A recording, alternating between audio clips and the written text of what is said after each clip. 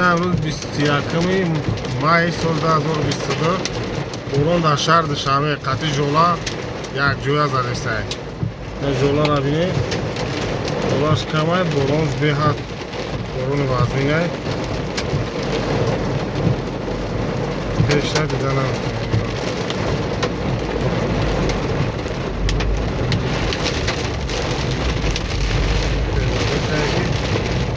پیش شدن